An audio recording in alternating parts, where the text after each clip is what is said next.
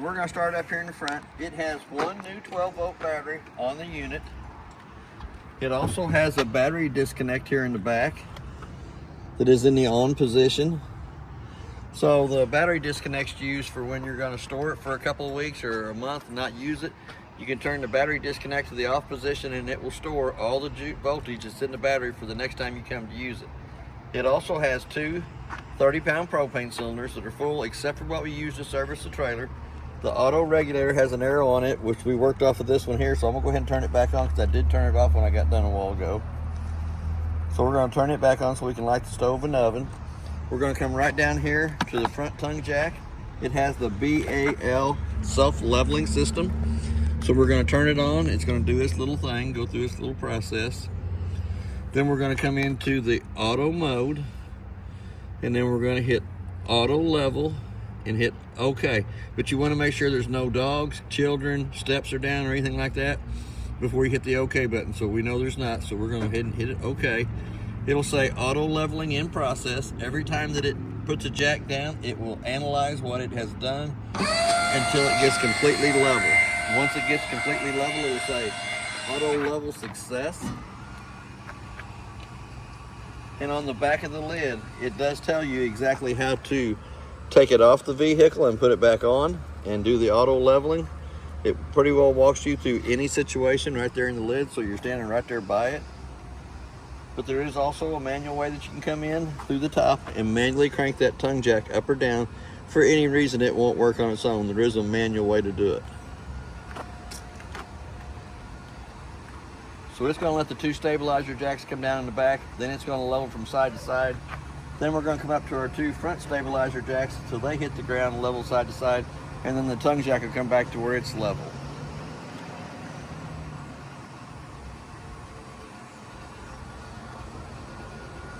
It also has a 7-way chain holder.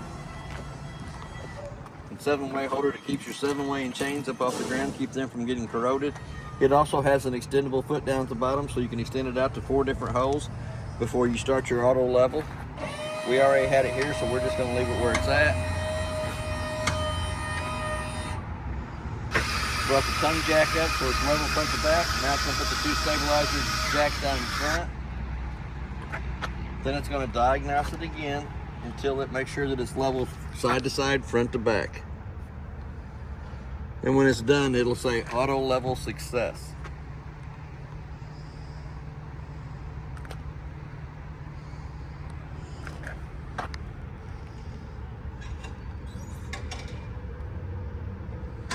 And it'll think about it for a minute.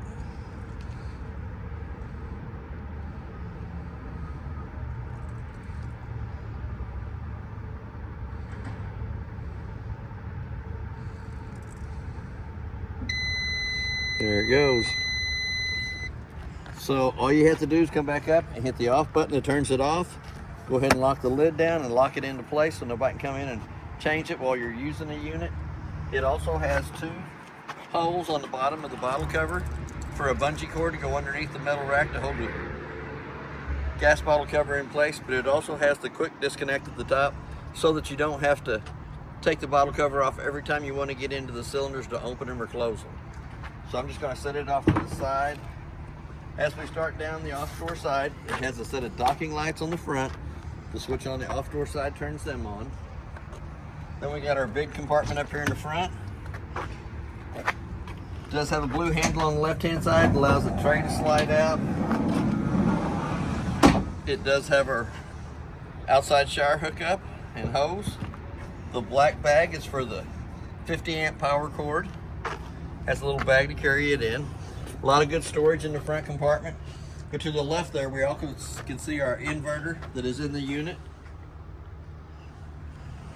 Here again, we're going to slide that right back in, lock it into place. All the keys on the unit are the same one. I think there are 540. That does your compartments and your front and back door, lock and deadbolt. It has an outside shower that black coiled hose hooks into. Gives you hot and cold running water to this side of the unit. Goes in and makes a quarter of a turn. Then we're going to come back to our water fill station. It does have a park cable hookup and satellite hookup at the top. It also has a black tank flush, so that while you got your holding tanks dumped, you can pull a water hose and regulator onto it, automatically turn water pressure onto it. It has a little aerator on the inside of the black tank that spins around and cleans more of the toilet paper and debris out of the black tank only, after you have the valve pulled and the tank dumped. Then you have your city water connect that you can hook to with a water hose and regulator and never have to fill the fresh tank off of it, work right off the water pressure going to it. The one here in the back is for your winterizing purposes. You can hook a garden hose to this, stick it down your antifreeze jug, go inside. There's one valve by the water pump that has to be turned the opposite way. Then you can kick your pump on and it will suck antifreeze from the jug through the whole system of the unit. Our termination valves are down here at the bottom. The one in the front is your gray, which is your kitchen sink, bathroom sink, and your shower water. The one in the back, the 3-inch black one in the back, is the toilet water only. And you'll always pull the toilet water first and then your gray to help kind of clean out the inside of the hose. It does have a pretty tall compartment here on the slide room. Put your fishing poles in there, yard ornaments if they're on big poles, whatever you want to put in there. Lug nuts on the trailer have been torqued at 100 foot-pounds. It's what's recommended on the side. The tires are air ducted pressure, which is 65 PSI on the side of the tire cold. There is 2 stabilizer jacks in the back, and they can manually be cranked up and down. There is a little rubber cap at the top of the motor that you can go through and use a 3/8 socket to go in it to crank it up or down.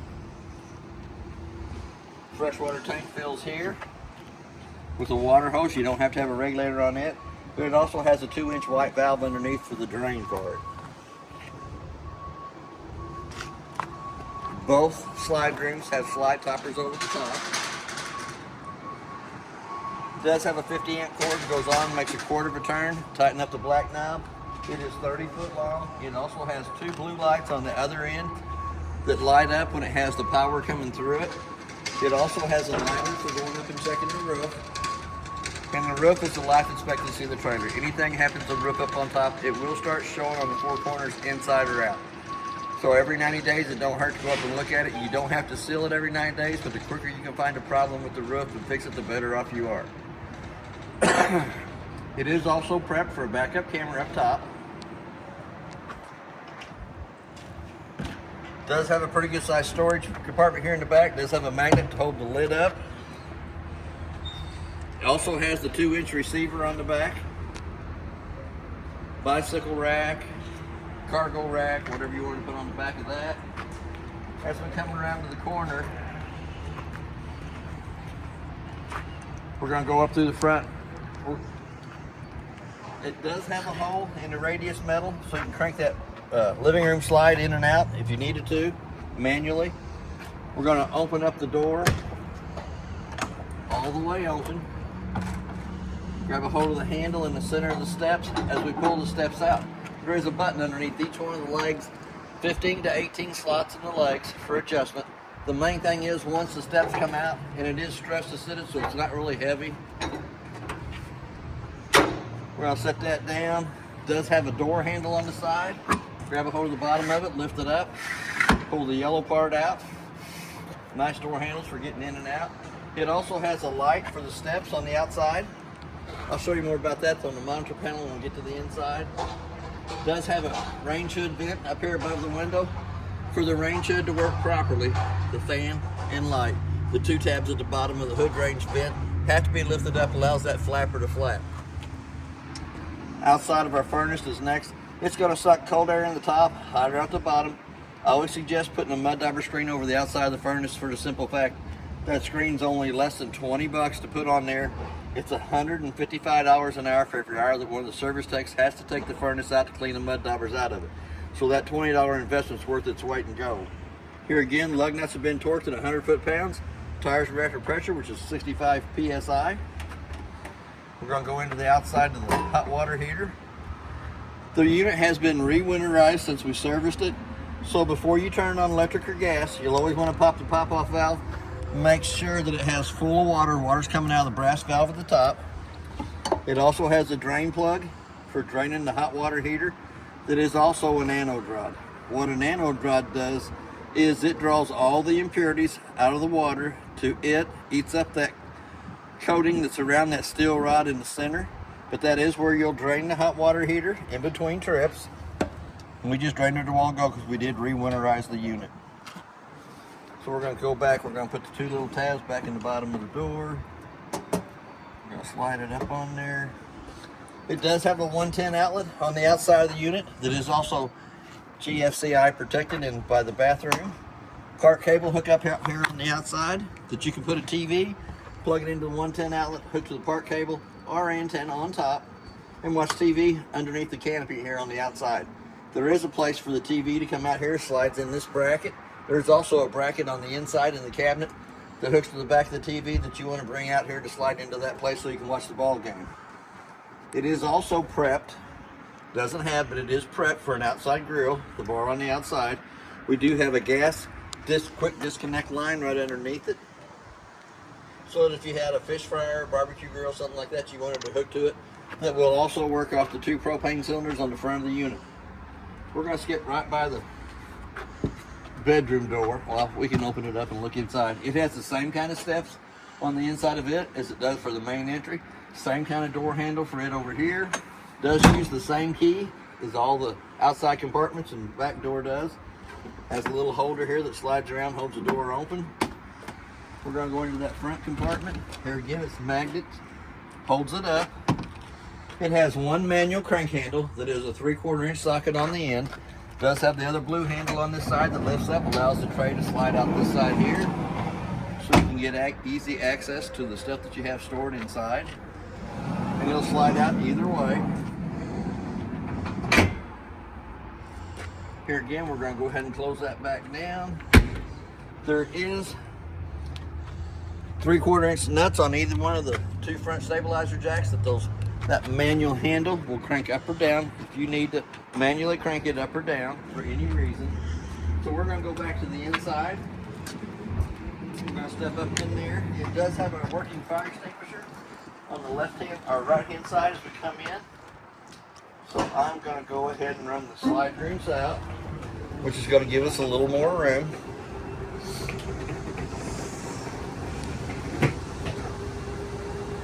And we're going to go ahead and turn on the interior lights, which is the 6 lights inside the living room kitchen area.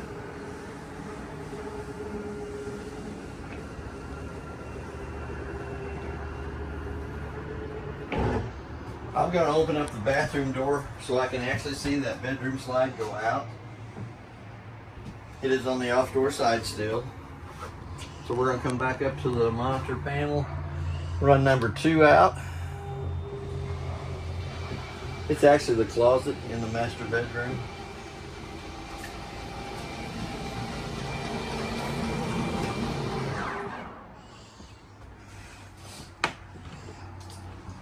We're going to go all the way back up the top above the monitor panel. It does have surround sound in the unit. It does have a big bass speaker. You can turn it on. You can turn it to where it says TV and it will play the sound through the TV, through the speakers in the unit. Zone 2 is if you had outside speakers, it would play it out there too. Doesn't have the Zone 2 speakers on it. So we're going to come back down to the monitor panel. It's showing you that your battery is fully charged.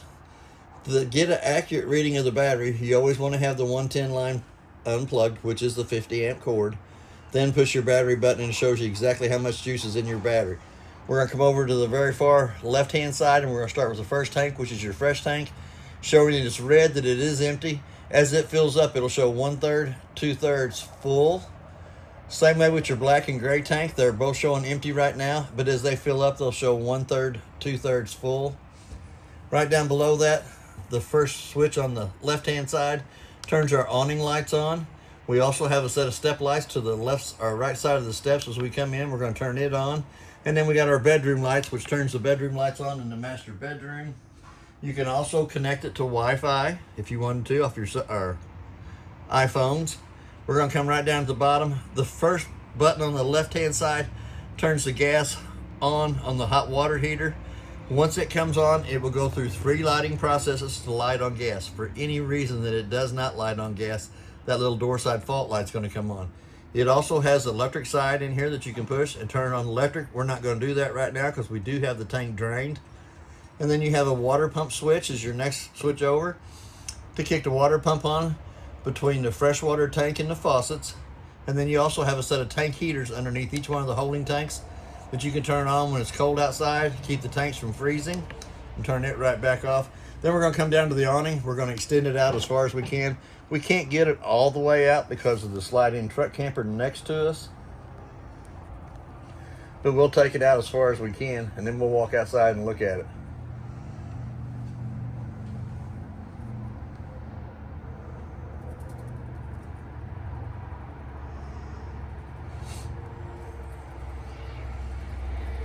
So here again, the skirting's starting to hang straight up and down, but I don't really want to get into the other trailer. But it has a pinch point on each one of the arms that you can come down, pull down against, which would put the pitch of the rain coming off the back corner here. You got the same way on the front arm. You can put it off towards the front, or you can pull both of them down if it's misting rain, so you can be underneath the cover while it's misting rain. But when you get ready to roll it back up, you have to push it back up in the straight position, so that when the awning comes back in, it lays in each one of the cradles on the side. And it does have a cradle in the middle, since it does have a long awning arm on it that cradles. As the canvas comes and tube comes back in, it rolls back up and gives you a little cradle in the center so it don't sit there and flop all the time. So we're going to come back up, we're going to run that back in.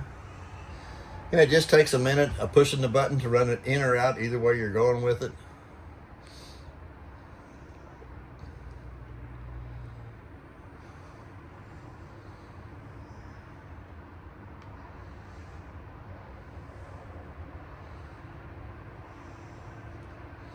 Anytime the awning's out and it gets wet, you always need to roll it back out and let it air dry. It keeps the awning canvas from mildewing, keeps leaves from sticking to it, leaving their little fossil prints on it. And here again, you're going to roll it all the way back up till it comes in. There is a 110 outlet and a USB port on either side of the kitchen table. It has two different color shades. It's got the ones that you can't see in, but you can see out. It also has the blackout shades in front of it on all the windows on the inside of the unit. It does have pretty good size storage up above. It does have a vent in the ceiling. You pull down on this, crank the vent open. Then you have 4 speeds on the fan. And I think it was on high when it was shut off. There's the second one. There's the third one. And there's the fourth one. It does pull quite a bit of air out of the unit, but if you wanted to leave the vent open and just turn the fan off, it has a fan off button on it. But when you crank it back down, bring it all the way back down with the narrow knob, locks in place. Once it's all the way down, push up on the button, which locks the lid on top, keeps it from coming open in travel. You do have the 2 round vents in the ceiling that brings AC back to the kitchen area. It has what I call jealousy windows. You can crank them out and leave them open when it's misting rain, and let you have a little cross breeze side to side, front to back, whichever way you wanted to go with it. Your neighbors will all be jealous because you got your windows open and they can't open theirs because theirs usually slide from side to side. But here again, there is a white tab on each one of the screens that you can pull the screen loose. Little flat button in the center cranks each one of the windows out. The kitchen area is made for a bed, so you put your table down, you'll take your 2 back cushions off the back, lay across the top of the table for a smaller bed there. You have storage on each side, pretty good sized storage drawer. Lots of snacks. Lots of snacks can be in there. Here again, we're going to come over to the couch. The light above the couch has a little button in the center of it. You push it up and down. I forgot my little papers, my batteries. It does have a fire escape window in behind it, so we're going to pull the cushions loose. We're going to throw them over on top of the kitchen table. Here again, the fire escape window is pretty self-explanatory. It does have a red button on the screen that you pull loose. It pulls the screen loose. A little red handle here comes over, goes all the way through the window frame for access out here, since that is a bedded area.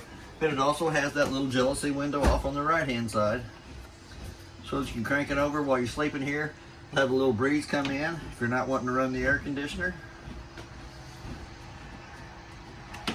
And then we're going to go down to the very front. We're going to lift up on it. It has 2 legs up underneath it. It'll fold out. Comes out, makes a nice little bed there. Then the Ta-da! headboard of it will fold down to make the top part of the mattress. And that is memory foam. It's pretty comfortable. Pretty easy to set up and take down. Always come to the side when I put it up. Fold the 2 legs back up. Then we're going to come back to these 2. We're going to slide them up, push them up against the Velcro, it locks them in place. Does make a comfortable little bed. Not that I used it, but it also has the 2 shades in behind it. The tinted one that you can see out, but they can't really see in. And then you have the blackout shade over the top of that. All the windows in the unit have those in them. We're going to come back to the refrigerator. We're going to open it up. The refrigerator set at 36 degrees. The freezer set at 1 degree. We're going to hit the button right there, and it should tell us the freezer side of it is at 0. You have a plus and minus button for running them up and down. Turn it back to the refrigerator. You can run it up to about 45 if you want. I always like it cold. I like it 36 in there, and I like it down to 0 in the freezer. Pretty good size, but it is 12 volt. Does have a pretty good size freezer section in the bottom. It also gives you an ice cube maker and an egg tray holder in the refrigerator. There is paperwork in the book too on the refrigerator how to get it to where it cools down quick, maintains its temperature. It also has a smoke detector above it. Push that little button, it makes that annoying little sound. Is that one of those refrigerators that opens from both sides? Yes, it does Ooh. open from both sides, left or right. So it don't matter if you're right-handed or left-handed. Fancy. Fancy. Freezer still opens just from the center though. Has a push down here that opens the refrigerator, the freezer section. Pretty good sized cabinet space off to the right-hand side. Lots more little snacks to be added in there. When you close these doors, they are self-closing, so they go so far in, they'll close on their own. They do have magnets to hold them in place. That is one place when you're running the slide rooms out, you kind of want to keep an eye on that your door hasn't come ajar in travel and that the slide room catches it and crushes the door. I'm going to come back over to this side over here again. It does have 2 keys to the unit, and they are G504 keys. They do both locks and deadbolts on the door, and they do all your outside compartments. It's all, I call it a key-alike system. 1 key fits everything. Then your little remote turns our fireplace on, and you can change the flames from 1 to 5 settings. I'm going to turn them back on to the bright. You can run the temperature up and down, and I think it'll go up to 90 degrees. Holy cow. Or you can run it back down. I didn't need it that hot this morning. And if you lose the remote, it also has the finger buttons on the front that you can turn it on, adjust the temperature, adjust the lights. So I'm going to turn that right back off because we really don't need that right now. And we're going to get one of the bigger remotes. This is for the TV in the living room. I think it got 34 channels on the TV. So that's not too bad working off the antenna on top of the roof. The boosters are behind the TV. And it is actually going through the Bluetooth speaker system. So you're playing out of your speakers here on the top. But that is a pretty good picture. That's almost 80 miles away from here. So I'm going to go ahead and turn it back off. There is a second remote for the TV in the master bedroom. We'll take it with us as we go. It does have a little drawer up here at the top. Whatnots, papers, keys, whatever you want to put in it. Pretty good sized cabinet space off to the right hand side of the stove. We do have a light above the stove top and a fan for the fan to work properly. The 2 tabs on the outside hood range. have to be lifted up, which allows that flapper to flap. But when you're in travel, you'll want to push that back down and lock that into place so that that flapper don't sit there and break out. It does have a pretty good sized microwave in it. I did warm my lunch up in it yesterday. Works excellent for warming your lunch and your coffee up. We're going to come back down to the glass stove top. Now it's not a heat induction top, so the glass does have to come up out of the way 2 times. Gives you a little backsplash off from your cooking your bacon and your eggs. Keeps it off the windows. Light on the far right hand side illuminates the valves. Once you come over to the valve, you'll turn it to the highlight position. You do have to leave that lit for just a minute. They all have a thermocoupler off to the right hand side that has to come up to temperature before you let it, because if you just let it light and shut off, you actually have to let it light. Heats the thermocoupler up to the right hand side of it, then the burner will stay lit. Not too bad.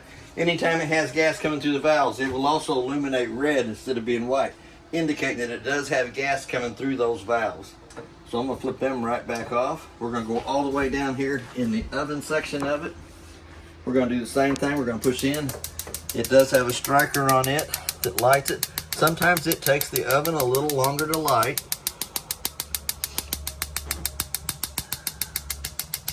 Even though it's got the gas to the burners up on top, it takes it a little bit longer to get gas to come down here to the bottom. And you do have to hold in on that button until that thermocoupler warms up just a little bit. Then you can let go of it. Let that pilot stay lit for about a minute, which heats the thermocoupler right above it up, brings it up to temperature, and then you can crank it up and the oven will light. There ain't no poofing and popping. No, that was nice. But you do have to let the pilot light the thermocoupler up above it to get up to temperature before you can let off the button. Anytime you got gas coming through to the oven, it will illuminate red too.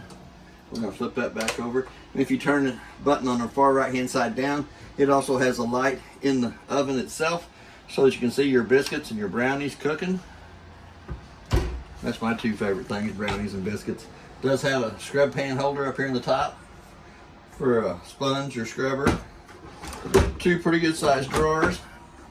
When you take the drawer out at the very bottom, it does access you into the back of the hot water heater. The hot water heater is sitting on the right hand side. Right now the 2 valves are turned sideways. When you get ready to put water into the hot water heater, you'll turn those 2 white valves to where the cold water line going at the bottom is putting cold water into it. The top one will have hot water coming out of it. It is in the bypass mode right now. It is winterized. So you'll have to take that drawer out to get to that. We also have an LP carbon monoxide detector off to the side that makes the same annoying little sound as your smoke detector above us. You do have a counter extender that extends the counter out a little bit farther. Before you run the slide room in, this counter extender has to be put back up. It's pretty easy to do. It does have a little push up on it on each side. Folds back down. But when your slide room comes in, if you leave it up, it will hit it and crush it up against the side of the cabinet. There is also a light above the sink, a little push button in the center of it. It also has 2 110 outlets on either side of the sink, left and right. It also has a stopper for the kitchen sink. The little balloon keeps the antifreeze from coming out and drain getting all over the sink. It does have a strainer for both sides. We're going to come back to the Coleman Mach thermostat. We're going to turn it on. Automatically, we're going to come over to where it says cool. We're going to hit the button again so it brings over to the fan speed, which is in auto and high position. Hit that button again. We do have the living room air conditioner set for 60 degrees. 75 degrees in the room. That's the temperature of the room right now. So once it pulls the room down to the 60 degrees, it'll automatically shut off since we're in the auto mode on the fan. When it gets 5 degrees above that, it'll automatically kick back on, bring it back down to the 60 degrees. We're going to hit that mode button 2 more times. We're going to take it off of cool. We're going to take it over here and take it off of fan. Automatically the AC quits working in the living room area. So we're going to come back to that same button. We're going to turn the furnace on. We're going to hit the mode button. We're going to crank it over to where it says heat. We're going to crank it over to where it says heat. We're going to turn it on. Automatically the blower on the furnace will come on. Got it set for 80 degrees. The room is 75 degrees inside of here. The fan has only 1 speed for the furnace, and that's in a high position in auto. So once it brings the room temperature up to the 80 degrees, the fire will kick off on the furnace. It will run for a few minutes to cool the chamber down, and then the fan will quit working. Once it gets 5 degrees below the temperature you have the room set for, it'll automatically kick back on since it is in the auto position, and brings the furnace back up to the temperature you have it set to. So here again, we've had the furnace running, we got it as high as we want. We're gonna turn it back on, go back to the mode button. We're gonna crank it back down to where it says off. Hit the off button there. We're gonna hit the off button on the fan, but since it is the furnace section running, that fan's gonna run anywhere from 5 to 7 minutes longer because it will not shut off until it cools the burn chamber down itself. So it's gonna run anywhere from 5 to 7 minutes. The flames have probably already kicked off on it, but it does have to cool the chamber down before it shuts itself off. So now we're gonna go into the master bathroom. As we come into here, we have 2 light switches on the wall. The one on the right hand side turns the lights above us on. The one on the left hand side illuminates the lights underneath the cabinet. We also have our GFCI breaker outlet in the bathroom. It's pretty simple. It does have a green light on that side there. If you wanted to, you can pop it to where it's off. All you have to do to reset it is push it back in the center. It does have a stopper for the bathroom sink. The bathroom sink's marked at the top, hot to the left, cold to the right. I leave it open after I've winterized it. Does have a pretty good size medicine cabinet, 3 shelves up on top of there. Does have a towel holder to the side. Pretty good size cabinet space there on the left hand side, top and bottom. Very nice. Now we're going to go underneath the bathroom sink, and I did leave the panel off so that you can actually see the water pump to the right hand side. The valve, the white valve in the back, is set for winterizing. So once you get your fresh tank full of water and you want to pump water from your fresh tank to the faucets, you're going to have to turn that white valve the opposite position it is now, which will let the pump suck from the fresh tank down below to the faucets. And I'll put that panel back on when we're done here. It does have another fantastic fan in the ceiling. Pull down on the knurled knob, crank it up. And it does have max airs over both of these vents. Turn the little fan switch on. And I think that is the low setting, number 1, because it's just barely spinning. We're going to hit it number 2, which cranks it up a little faster. And we're going to go 3, which cranks it up a little faster than that. And then 4, that brings it up to the jet speed. I can't remember exactly how much air volume it's supposed to bring through there, but it really sucks a lot out. I was going to say. I always think it's for the moisture in the bathroom area to dry it out when you took a hot shower in here. Then it also has the fan off button. You can leave the vent open with the fan off if you wanted to. You crank the vent back down till it comes to the top, and then push back up on it, locks it in place. It does have the 3 sliding glass doors on the shower. Does have the locking mechanism in on behind that you need to have it locked in position when you're in travel, because you don't want the door slamming back and forth. But it also has the water meister on the hot side of the water system in the shower, so that you're running your water, you got all wet, getting ready to soap up. You can flip the lever on the bottom right hand side to the down position, which recirculates the hot water back through itself. Then when you get soaped up, you can flip that lever back up to the normal operating position. Water will come back out at the top of it, the same temperature that you shut it off at. But it does have little buttons on the shower head itself that you can turn it on and off there. Does not have the stopper in the tub section of it because it's not really a tub, it is a shower. As we come into the master bedroom, we have 3 pretty good sized cabinet drawers on the left hand side for hanging clothes. Gives you quite a bit of room for clothes space. Shelves on the left hand side. Does give you 4 cabinets up above the pillows on the bed. We also have our inverter switch on the left hand side of the top. It's pretty simple, just push the on button. You really need to have the 110 line unplugged when you use the inverter, because it's actually drawn from the 2 batteries on the unit, if there is 2 batteries on the unit. Drawn 12 volt from the batteries on the unit to make 110 for the outlets that are marked inverter prepped. That's either one of them on the side of the master bed. It also has a USB port on either side of the master bed. It has the blackout shades on the front big window and the window here. The 2 lights above the headboard have a little push button in the center of them that turns them on. You do have the 2 pillows, a little comforter. We're going to lift this up. It does have pretty good sized storage underneath it. 2 more drawers down here at the bottom. Snacks if you need them. I'll know about the snacks. Yep. But it does have a privacy door between the bedroom and the master bedroom. It does have a magnetic assist at the bottom. Kind of holds it in place. So we're going to open that back up. It does have a strap here on the side of the door frame that you can turn sideways, locks it into place. You want that locked in travel. And you want that locked in travel. We also have our solar panel digital readout that tells you exactly how much voltage the solar panels are putting out to the battery. It's also on a flooded battery, which that's the kind of battery we put in the unit. It does have a light switch here that'll turn the master bedroom lights off, turns the master bedroom lights back on. Second remote for the TV. This one works this one in here. Little green light indicates that the TV is going to come on here in a minute. Now you'll take the round button at the bottom. You're going to bring it to where it goes up to live TV. Hit the center of it. It's got the same TV channels as the TV in the living room. I think it was 34 channels, 32 or 34 channels that each one of the TVs picked up. That's working off the booster in the living room and the antenna on top of the unit. But that's not too bad for a picture. This TV does have a locking mechanism in the center of it that locks it in place because it is close to the slide room. And you'll always want to kind of pull on it to make sure that it's not going to come out and get into the slide room while the slide room goes in or out. Here again, we're going to come down to our Coleman Mach thermostat. We're going to turn it on. Hit this button the second time. We're going to bring it over to where it says cool. Hit the button there. We're going to come over to the fan speed, auto and high. Hit that button there. And the bedroom air conditioner set at 60 degrees too.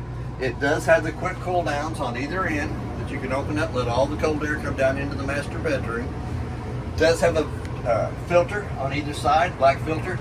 The cleaner you keep the filters, the quicker it will cool down to the temperature you set it for, and it maintains its temperature better. So the cleaner the filters are, the better off they are. About every 30 days, if you're out on a dusty place, or, four-wheeler or whatever, they get dirt on them, it doesn't cool down as good. Take them out, wash them with soapy water, and let them air dry. Put them back up. They work great like that. So here again, we're going to come back to that Coleman Mach thermostat. We're going to hit that mode button 2 times. Brings it over to the mode. We're going to bring it back over to where it says off. Fan speed off. Hit that again in the center and shut your master bedroom AC off. But it will pull air from the living room air conditioner through the round vents in the ceiling, through the 2 dumps on the bedroom AC.